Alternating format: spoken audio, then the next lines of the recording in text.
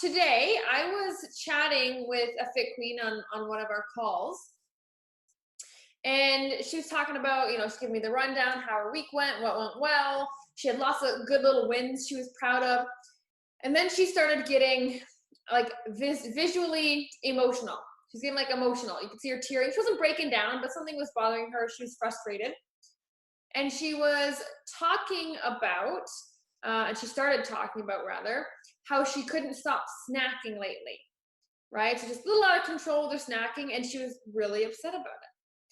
And in that moment, uh, I realized, okay, usually when something like this happens, ladies, we always got to go back to the golden five weight loss secrets, right? Fit Queen's golden five. They're golden for a reason. They usually answer every problem.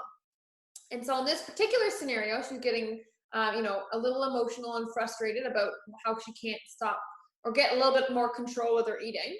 And so in that one, we had to talk about facts over feelings. You ladies remember that one? Facts over feelings. So that's what you got to do. If you ever find yourself intensely emotional, or things are having too strong of an emotional pull over you, always pop back to the golden five and see which one resonates with you in that moment. And right then and there on that call, it was facts over feelings. So facts over feelings just means, listen, feelings are great. They can guide you, they can lead you. But it's the facts outside of the feelings that give you the clarity to make a move based on how you've been responding with your emotions. Okay, responding with an emotion never usually ends well. You have to look at the facts before you go crazy, right? You ever start texting really angrily and then you have like 3-4 paragraphs and then you stop and you delete it all? Who's done that before? Or wrote in a really angry email and then stopped and then redid it nice and politely, right? Same idea here. If you find yourself in an emotional position or situation during this journey, you got to stop and look at facts over feelings. So that's what we did with this Fit Queen. So we looked at the facts. What were the facts? The facts were she had a ton of evidence, great evidence proving she was progressing. She had huge events that she did very well, was able to still lose weight through. Lots of great mindset progression. She finally posted a picture of herself and was feeling great. And ladies, and on top of that, this past weekend, she hit her lowest weight ever. Yet, she was still upset. Interesting, right? Interesting. With all of these wins, all of this evidence proving we're doing well, we get hyper-focused on the one area we're slacking in, or the one area we can't be perfect, or the one area that we always seem to mess up, and we hyper-focus in on it, and we think that is the only thing determining if I'm doing good or bad, right? We've all been there. And so facts over feelings is super important because her feelings were telling her she's a failure, she's out of control, she's struggling, she's never going to get there. And then the facts were all pointing in the exact opposite direction. Who's been there before? Your feelings lied to you. Who's been there? Oh yeah, me too. Let me tell you. It's hard. It's hard. It's very hard. And so to hammer this point, okay, to hopefully encourage you ladies that you will be okay, show you that I started at a very low point as well, I want to share with you kind of my weight loss and health timeline. Okay, so buckle in. This is a crazy one. And I want to share, this is going to make some of you laugh, the crazy stuff I've done. But I just want to show you that, my facts were not always good. So they created negative feelings in response. But now that my facts are good, you have to actively fight the negative feeling response because you're just so used to slumping into those feelings based on our old facts, right? So I'm going to share my old facts with you. So I picked a couple things that stood out in my mind along my health journey that were kind of like the big tries, the big points that stood out. And keep in mind, there was tons more in between this. But these were kind of the big ones that stuck out to me that I could remember along my journey. So first thing that I remembered, I think I was around 11 years old. So I want to say maybe grade 5 or grade 6. And I call it the apple diet. So this is when I started to realize that I was a chunky little kid, you know, that weird awkward phase between kid to teenager where you're just not in your body yet and you carry extra baby weight. So that's where I was. I started to notice that's where I was. I didn't like it. What did I do? I stopped eating lunch and I ate about 6 to 7 apples every day. Very weird. I don't know how my 11-year-old brain came up with that. That's what I started to do. And it was so much apples, there's so much like acidity in the apples that I actually started getting rashes around my mouth. And no one knew what they were. They thought I was licking my lips so much because I was nervous. It was actually because I wasn't eating any food. I was just eating apples all day. That's crazy. That's a very bad fact, right? Next thing I remember, around age 14, like my big effort to try and lose weight and change my body, I started fasting. When I was 14, I would eat like all my lunch and food. I'd eat a peanut butter sandwich in the morning before I even got to school. And I would fast all day thinking that that would help me speed up my weight loss. Next thing, this is ridiculous. Are you ready for this one? I don't think you're prepared for this one. You're never gonna guess this. When I was around 17 years old, I can't even say this with a straight face. It's ridiculous. It's so ridiculous. I did a buttercream icing diet. I can't even say it with a straight face. Oh my goodness. Freaking nuts. What is that? So I would literally, it's so gross. I would eat buttercream icing for breakfast. I would whip up a batch, I'd eat it, and I was told somewhere that speeds up your metabolism in the day, and I wouldn't eat anything else. I was literally eating icing when I was 17 years old for my fuel for the day. Crazy, because it's something I heard. Nuts. I haven't said that out loud to very many people. So that's why I laugh so hard. I barely said it out loud. And then when I was around 19, I started going to the gym. And that is when that's when I really like over-exercise. Has anybody else been through an over-exercising phase? So I was doing like, you know, like hour and a half, 2 hours in the gym, bouncing from machine to machine to machine. I think I would hit every machine in the gym just because I thought I had to do that. And then I would finish with like an hour of cardio, just killing myself. And I would do that for almost 7 days a week, every week.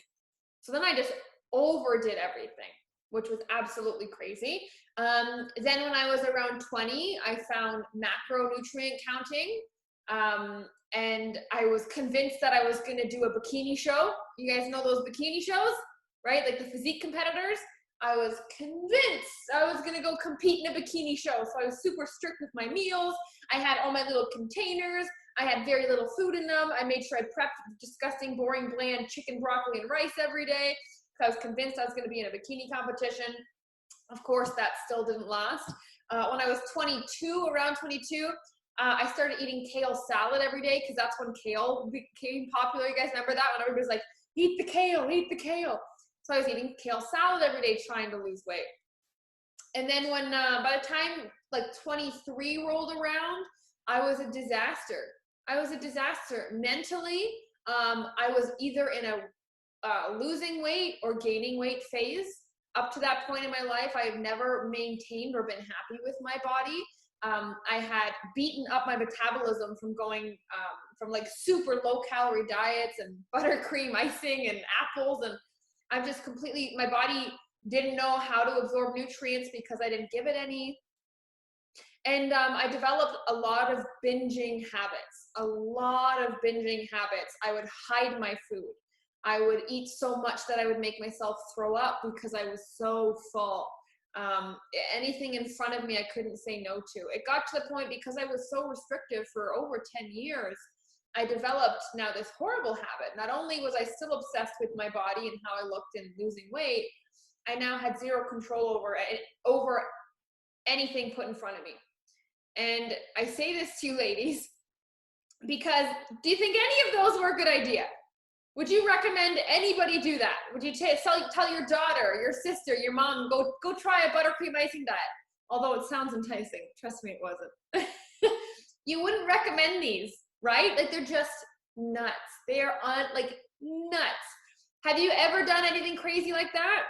Let me know in the comments if you've ever done anything crazy. But I don't know if much can top the buttercream icing story. I don't know if you can. But tell me Tell me in the comments if you've done anything crazy like that as well. But we do this crazy stuff, or at least I did. And what ends up happening is this becomes my reality, and those become my facts, right? Fact is, I hid food from people. I overate. I tried a million different diets, didn't follow through on any of them. They were very unhealthy. They beat up my body. I gained weight so fast, I got stretch marks. And I lost weight so fast, I screwed up my metabolism and started binging from restricting so much. So these are all the facts that I was dealing with going into this weight loss journey for the final time that I did it. And these facts are working against you, right? Like that was my crazy timeline. But I'm sure if you sat down and listed yours, it wouldn't be that much less crazy than mine. We done some weird things, ladies, some weird things. And it's so extreme. And these are, and this is the past that's kind of haunting us and dictating what we believe we can do in the future, right? And so the Fit Queen I was talking about at the beginning of this call, you know, we harp on these old facts, right? And then our feelings automatically get related to the old facts. So if you ever find yourself spinning really quick into an emotion, whether positive or negative, it's usually a sign that that's an automatic response. And automatic responses take a while to develop. So that response is probably a response to the old you, or the old habits, or the old behaviors. And so it's something you have to be very, very aware of, right? Because it's crazy, right? Like the old facts will fail you now. So have you been collecting new facts? Have you been up to date with what you're actually doing day in and day out now? Are you putting importance on those things? Or every emotion you feel, is it an automatic one that's related to an old fact? Have you created these pathways that you don't even know are there? Right? Because if you had a week where you hit your lowest weight ever, wouldn't that be a good week? Yet this Fit Queen was still emotional, right? And that just goes to show you how the old you has a hold on you and you don't even realize it. I failed so many times, and not just fail, I failed miserably, and I failed in a way that made me feel like crap. I had no energy, I had no muscle, I had no healthy habit, no impulse control, no confidence in myself and my abilities to follow through. I couldn't do anything when it came to my health. I couldn't do anything when it came to my health. And if I looked at all those facts, I sure as hell wouldn't be where I am today. Right, ladies?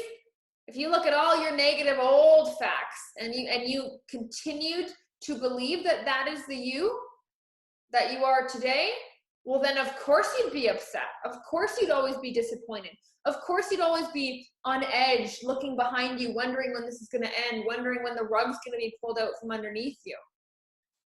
Because look at the horrible facts that we've collected. I never look at buttercream icing the same anymore. Someone's like, I made you a buttercream icing for your birthday. I'm like, You know, we create these crazy connections in our brain, and we just need to be aware of them. So I say this because facts over feeling is a very, very powerful one of our golden five. It's a very powerful secret there. But you also have to make sure you're using these secrets correctly, right? It's not just looking at the facts, it's looking at the right facts. Because even when we're in the heat of the moment, we use that intense emotion to bring up the facts that prove our emotion, right? You ever been in an argument and you bring up something from 5 years ago that you've been holding on for a while, and you've had a million shower conversations with yourself about how it was going to go down when it finally went down? You ever been there? That's nuts. That's what I'm talking about. So so facts over feeling, it goes beyond just looking at facts and evidence. It's having to make sure that you keep up with the most recent facts and not even letting your emotions choose the facts. That's the hardest part. We never think about that because we could sit here and list off good and bad things we do. But what we choose to list is based off how we feel in the moment, right? Right? Because in the heat of the moment in an argument, you say things you don't mean sometimes, right? You ever say something you regret? And maybe it was a fact. Maybe it was a fact. But did it help the situation? Probably not. Right? So if anybody is in a position where you are doubting yourself, or for whatever reason, whether it's your weight loss journey or just life in general, something is going on, and you find that your emotions are unstable, or your emotions are too heavy and extremes, or they flip very quickly, it means those emotions are connecting to some type of fact that is not serving you. And you have to take some real time and figure out what those facts are, and if they're actually rationally true or irrationally true. Because they're going to be true. Like facts are facts, they're true, but is it serving you? And are there other facts that can make that one irrelevant, or make those irrelevant? Right? Because buttercream icing doesn't trigger me anymore, right?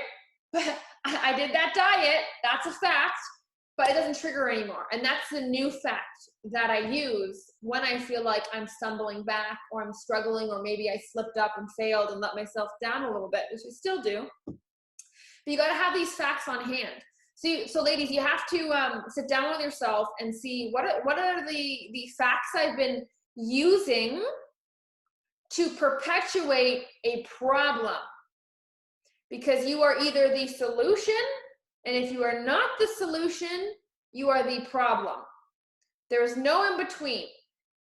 If you cannot find a solution, or you refuse to see a solution, or you are so hyper-focused on a problem that you think is impossible to solve or is bigger than you, then that is you being the problem.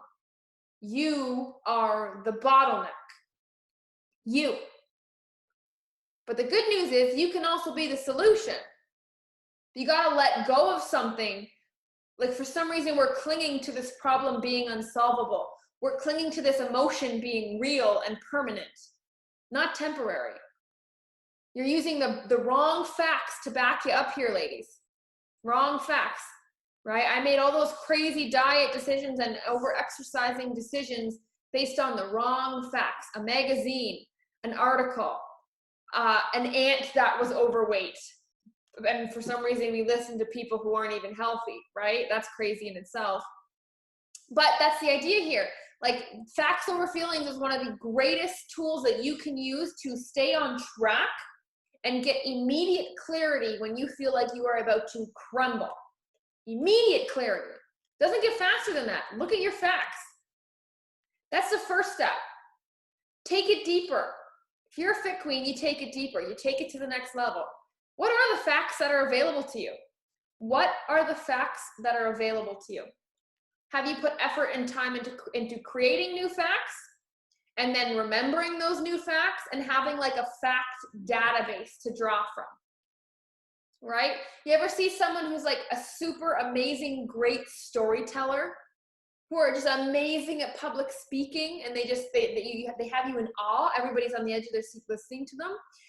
It's because they have a story databank. They've spent years telling stories, creating new stories, having life experiences to draw stories off of, and they've told them so much that they have a list in their head, a vault of things to pull from on hand, every hand. Right? I've been coaching for so long, I've got a vault of every answer to every problem in my mind. That's why I answer so quickly. I've worked hard for my vault. I've built up my vault so this becomes natural, and it just flows out instantaneously. You ladies need to work on your fact vault. Is it empty? Or is it full of the wrong thing? Is it full of chocolate coins instead of real gold? The Halloween candy. Fill it with the real stuff. The real stuff, not the stuff that you want to believe, not the stuff that feels good to believe because it justifies how we feel. Because we really like to feel pitied or self-pity, or, that empathy, the sympathy, that stuff becomes addicting, especially if we feed it to ourselves. but you can't hide from the facts. And you definitely can't hide from feelings. Feelings don't just go away, right, ladies? If you feel that feeling of anxiety, that pit in your stomach, when your heart drops, your stomach sinks, the butterflies, whatever that is for you, that doesn't go away. That's just, you get distracted from that feeling. Anybody with anxiety knows that, or anybody who gets anxiety sometimes from certain situations. That feeling doesn't go away. You just get distracted in between bouts of anxiety. So you need to understand those feelings and then realize if you have a feeling or a thought that you really struggle with and has been around for way too long, that means the facts you've been feeding yourself around that feeling are completely wrong. They are completely hurting you. That's very hard, right? If the reason you haven't been losing weight for 10 years is because of menopause, it's true either way. It's true whether that it's true or it's true whether it's not true. If it's a story and a fact that you tell yourself, then it's true.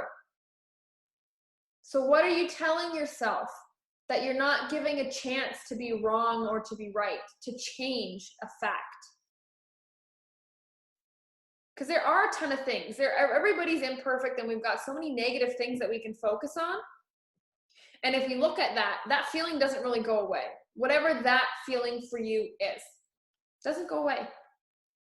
It just gets distracted and you focus on something else for a second. But if it's coming back, ladies, a problem, a feeling, a result, an undesired result, if these things keep popping back in, or a behavior, it's because you've been feeding yourself facts, true facts, but it's making the problem worse because those facts make you feel good in the moment. What are the real facts that are going to make you feel good a week from now, a month from now, a year from now? What do you need to be telling yourself now so that a year from now, you don't have these spikes in your mood? You don't have these spikes in your emotions. Nothing can make you go off. Not an argument, not something horrible happening at work, not plans getting changed last minute. You're trying to be a rock. You're trying to be solid for yourself and for everybody in your life.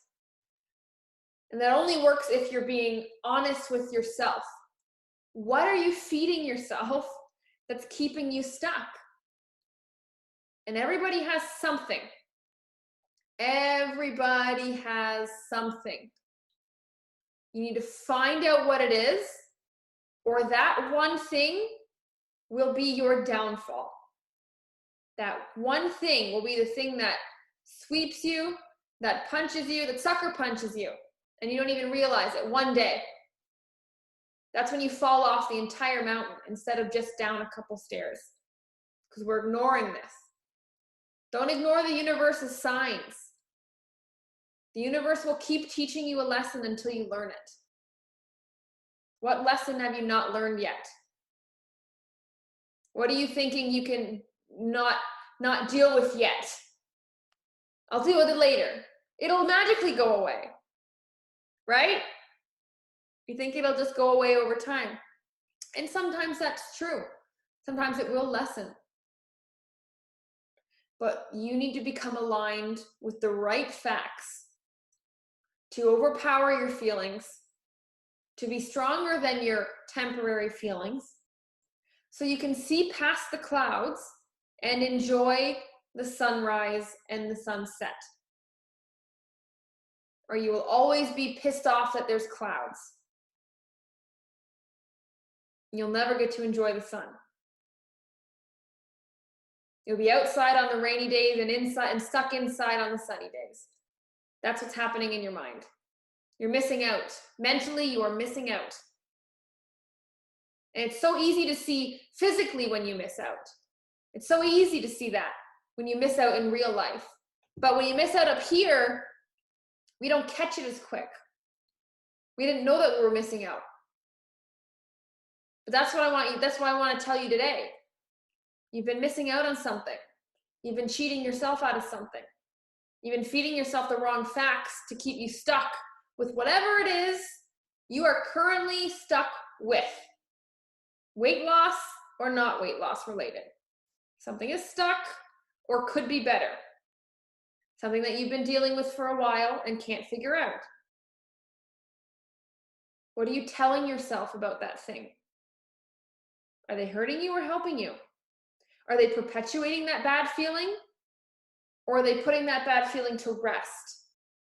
They're making it okay to feel that. But then you're able to come up with a solution or a new fact to replace it where you feel okay. Where you can sit with that feeling and not be panicked because we don't know when these feelings will go away. Or even worse, we don't know when they're going to pop up again. Anybody have feelings that just arise randomly? Like you're forgetting something important, but you don't know why. Right? You should be in tune with yourself. You need to be in tune with where these are coming from. Don't just let them happen to you. You happen to them. Life doesn't happen to you. You happen to life. Or life will pass you by and you'll constantly be beat down as a victim. And it starts with the facts. You can also call them the stories you tell yourself. The stories you tell yourself. We question everything except that which we truly believe. And that we never question at all. And that's the thing that's going to get you. So check your facts, ladies. Where have you been living in your feelings? Where you need to examine facts instead? And where have you been telling yourself the wrong facts to justify staying in those feelings or staying in that behavior pattern or keeping that person around longer or not having that tough conversation? How can we replace those facts, those stories with ones that will benefit our future self a year from now, not hide us from pain today? Big questions, ladies. So you got to sit with that. You got to think about it. Pick one area in your life that stands out. Whatever you were thinking while I was talking.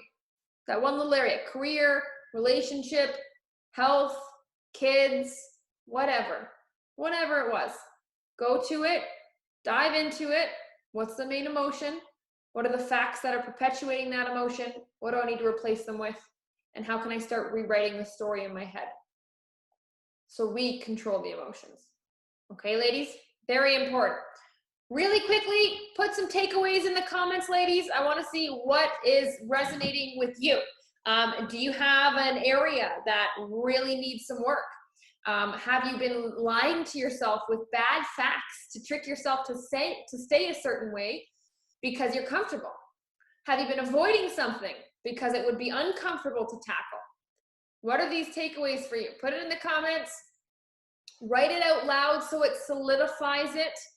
Okay, that typing really makes you think. Or sit with it some more after this call. If you're going to take it serious, write it down. List a couple facts. This takes about 5 minutes of an exercise just to see your biggest blind spot. That's what this is. Your biggest blind spot is your own self-sabotage. The biggest blind spot.